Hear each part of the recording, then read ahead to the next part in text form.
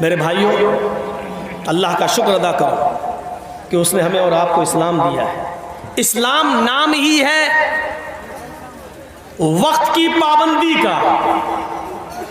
دیکھ لیجیے آپ، فجر کی نماز اس کا ایک وقت ہے، ظہر کی نماز اس کا ایک وقت ہے، عصر کی نماز اس کا ایک وقت ہے، مغرب کی نماز اس کا ایک وقت ہے، عشاء کی نماز اس کا ایک وقت ہے۔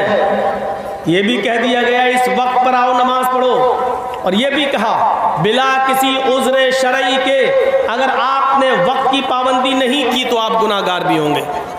عذر شرعی ہونا چاہیے، بخار آ گیا، بیمار ہے، آنکھ لگ گئی، سو گئے، نہیں اٹھ پائے۔ یہ بھی نہیں کہا کہ پانچوں وقت کی نماز آپ ایک ہی ٹائم میں پڑھ لو، چلیے ہم کھڑے ہو گئے، اللہ اکبر، نماز ہی تو پڑھنا ہے، فجر کی نماز ہم ابھی پڑھ لیتے ہیں، نہیں ہوگی۔ ظہر کی نماز، پانچوں نماز ہم اکٹھی پڑھ لیتے ہیں، چلیے نہیں ہوگی۔ کیوں نہیں ہوگی؟ اسلام ہمیں نماز کا نہیں، ہمیں وقت کا پابند بنانا چاہتا ہے۔ وقت کی پابندی کرنا سیکھیے آپ۔ روزے کا ایک وقت ہے، آپ اس وقت رمضان کے روزے رکھنا چاہیں نہیں رکھ سکتے، وہ اپنے ٹائم پر ہی رکھنا پڑیں گے۔ سردی ہے تو دن چھوٹا ہو جائے گا، گرمی ہے تو دن بڑا ہو جائے گا۔ سردی ہے تو روزہ آپ کو 12 گھنٹے کا، 10 گھنٹے میں روزہ افطار ہو جائے گا۔ گرمی ہے تو 14 اور 15 گھنٹے بھی روزہ رکھنا پڑے گا۔ یہ وقت کی پابندی اسلام ہمیں بتاتا ہے۔ اسلام کے اصولوں سے ہم سیکھیں کہ وقت کی پابندی کیا ہوتی ہے۔ ہر معاملے میں اپنی ضد نہیں چلانا چاہیے، اپنی ضد نہیں چلانا چاہیے۔ ایک وقت تھا اللہ کے نبی صلی اللہ علیہ وسلم نے صحابہ کو حکم دیا کہ جنگ خیبر کے اندر جو مال کافروں نے چھوڑا ہے اور ہمارے ہاتھ لگا ہے، سارے لوگ خیبر میں لوٹا ہوا مال اور کافروں سے چھینا ہوا مال جمع کر دیں، تاکہ جو مسلمان صحابہ جنگ میں لڑ رہے تھے انہوں میں پورا بانٹ دیا جائے اور تقسیم کر دیا جائے۔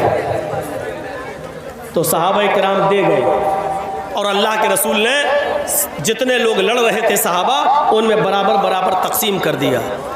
جانتے ہو ایک صحابی 1 مہینے کے بعد ایک چادر لے کر آئے اور کہا اللہ کے رسول، جنگ خیبر میں کافروں کے ہاتھ سے جو مال لگا اس میں یہ چادر بھی تھی، یہ خوبصورت چادر تھی، اس پر میری نیت خراب ہو گئی تھی، اس لیے میں نے اس کو اپنے پاس رکھ لیا تھا، میں اب دینے آیا ہوں۔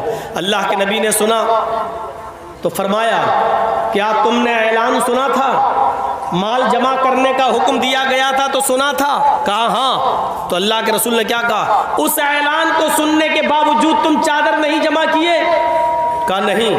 کہا جاؤ، اب چادر کو جمع کرنے کا وقت نکل گیا، اب اس چادر کے ہم کتنے ٹکڑے کریں گے اور کتنے لوگوں کو بانٹیں گے؟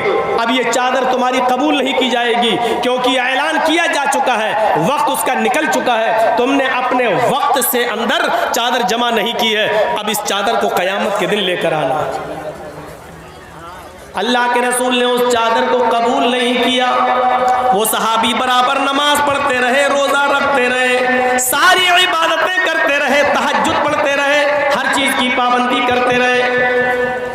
پھر ایک موقع پر جنگ ہوئی، اس جنگ میں وہ شرکت بھی کیے اور مسلمانوں کے ساتھ لڑ کر قتل بھی کر دیے گئے، شہید بھی ہو گئے۔ صحابہ نے کہا ان کے لیے خوشخبری ہے، اے اللہ کے رسول دیکھیے وہ لڑتے لڑتے میدان جنگ میں شہید ہو گئے، اور شہید تو جنتی ہوتا ہے۔ اللہ کے نبی نے فرمایا لیکن وہ جنتی نہیں ہے، لڑتے لڑتے شہید ہو گئے، ان کے بارے میں کہا وہ جنتی نہیں ہے۔